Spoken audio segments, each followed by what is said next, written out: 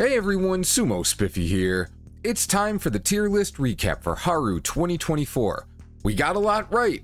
We didn't, get everything right. Let's talk it over. Starting up top.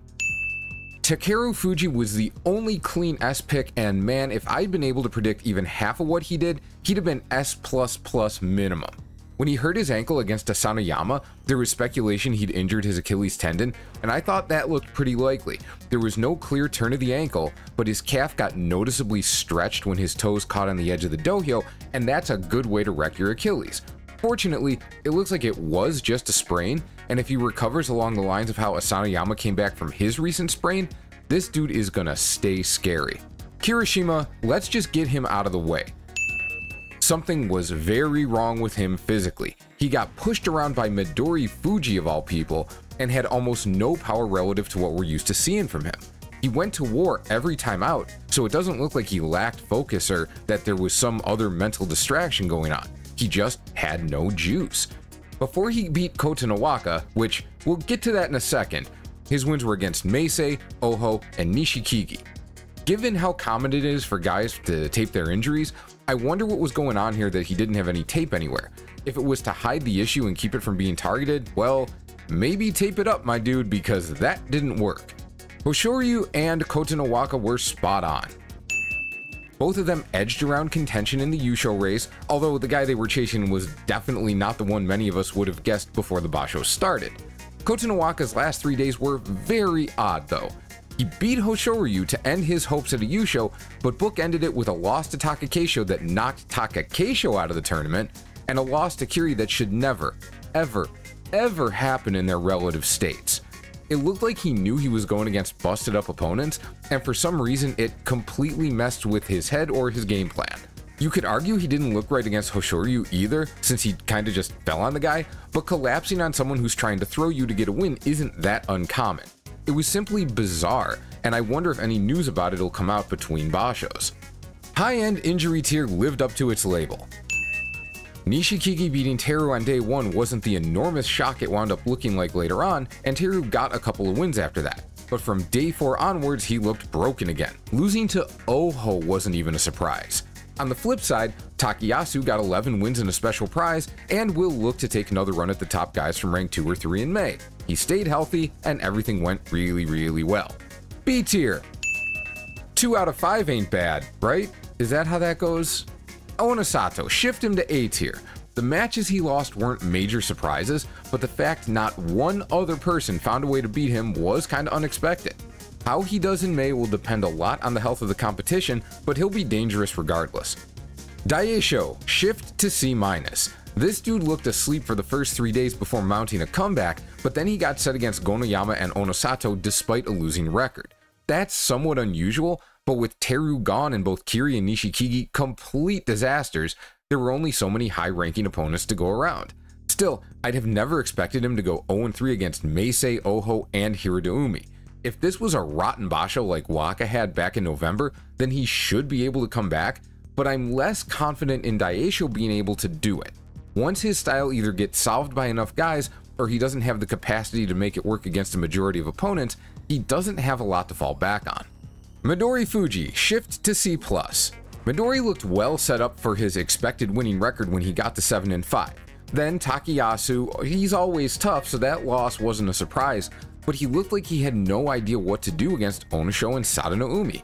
His approach looked so different than what we're used to, especially facing guys he's been successful against, that it looked like either a complete collapse in confidence or an injury. Considering he hardly used his mobility relative to what we usually see in either of those last 2 matches, I wonder if he tweaked something near the end of the Basho. It was a little odd. He was on his way to a winning record, but he didn't get it, so we have to bump him down. Wakamoto Haru and Shonen no Umi both finished 9-6, which is the epitome of a good B tier pick. B. Injury risk. Pretty much all of them fit the bill with the possible exception of Ryuden. The other 4 got winning records, and none of them reached 10 wins. Takakeisho was okay physically for the first half or so of the Basho, but by the end he got lucky Kota Nawaka forgot what he was doing. Asanoyama looked legitimately healthy for the first time in months, and Nishiki Fuji didn't show obvious signs of injury, even if he had some losses I might not have expected before he got hurt. Onosho looked basically fine as a permanent injury risk. Ryuden's a question mark because it's starting to look like this might be his new normal. He started out red hot with 4 wins in the first 5 days before completely coming apart. The Ryuden we saw, say, a year ago is not losing to this Myogiryu, Roga, Daiamami, and Ichi Yamamoto in a span of 10 days. But even if you discount his 2-13 last March, since he was at Maegashira 2 with a much harder schedule, that's 4 tournaments ranging from bad to awful in his last 6. So something does appear to be wrong, but like with Mitakeumi, it's starting to look like something that might not get better. Something to bear in mind going forward. C+. This turned out largely as expected. Obviously, Shimizu wasn't completely healthy going in, then got knocked out with his calf injury. That happens. I'll give Gonoyama B tier credit since he got 10 wins, even though 2 of them were Fusens. It means he still got 8 wins in only 13 days. That's an outstanding performance. As for the rest, Atami, Toby, and Kotoshoho all finished 8 and 7, and Tamawashi was 7 and 8, which is close enough for good chance to get a Kachikoshi but not guaranteed. I was especially impressed with Kotoshoho coming back from an absolutely miserable start to hit 8 wins on the last day. He looked somewhat the worse for wear compared to January, but unless he was working through a more significant injury than it looked like, this is probably close to his ceiling in terms of rank. C-. Abi gets moved to C+ because he was on the warpath. I usually call guys B tier if they get to 9 wins, and I don't want to get in the habit of dismissing a guy's performance because his early opponents end up not doing well, but Kirishima, Daisho, and even Nishikigi were far worse than expected. Once he got into the actual competition, things went a lot more sideways. In addition, although his good record led to matchups against Takeru Fuji and Onosato, the fact even Daisho had to fight Onosato means there's a good chance average Abi would have faced at least one of them anyway. So, good on him for taking advantage of the opportunities that presented themselves, but his life might get a lot tougher in May. Similarly, Mitakeumi really just earns a move to C+. He had a solid tournament, but at 7 and 6, he was able to finish up against Ryuden and Endo.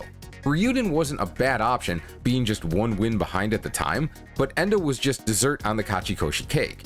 That was such a mismatch, it was almost like a test for Mitakeumi to see if he was willing to move up higher in rank, so just C+ for him. Takanosho moves to D tier. At 6 wins, maybe we can argue that there was still a slim path for you to get a Kachikoshi, but not at 5 wins. And in the 3 of his wins were against Kirishima, Nishikigi, and the worst version of Teruno Fuji, and a 4th win was against a game but still wounded Hokuto Fuji, and this was almost as bad as things could have gone. Kitanowaka also goes to D tier. He was 3 and 12, I hope that explains everything. Everyone else had from 6 to 8 wins, so they're solidly in place at this tier. C. Injury risk. Kinbozan became literally an injury risk, dropping out of the basho for a couple of days to let his neck heal after taking a really horrendous fall against Tamawashi. It did have the silver lining of letting him dodge a fight with Onosato, but if not for how weak his schedule became once he only had 2 wins going into day 10, his final win total could have been quite a bit worse. Hokuto Fuji did exactly as expected, fought his ass off but clearly at less than 100%. Shodai also did as expected, in this case taking a surprisingly straightforward win over Takayasu as part of a basho where he barely squeaked out a winning record at Maegashira 10. He's definitely taken the title of least trustworthy wrestler in terms of predicting wins and losses from Oho. Myogiryu and Endo. Look, if you saw the initial tier list, I grouped them with Kitanowaka, Roga, and Daiamami on the basis that their records would largely depend on how they did against each other. Kitanowaka didn't beat any of them and finished 3 and 12. Myogiryu beat 2 of them and finished 6 and 9. Roga beat 3 of them and finished 7 and 8. Endo beat 2 of them and finished 5 and 10. Daiamami beat 1 of them, Kitanowaka, and finished 7 and 8. So only one guy, Daiamami, managed any sort of decent performance against the rest of the division at 6 and 6. Kitanowaka was 3 and 8, Myogiryu was 4 and 7, Roga was also 4 and 7, and Endo was 3 and 9.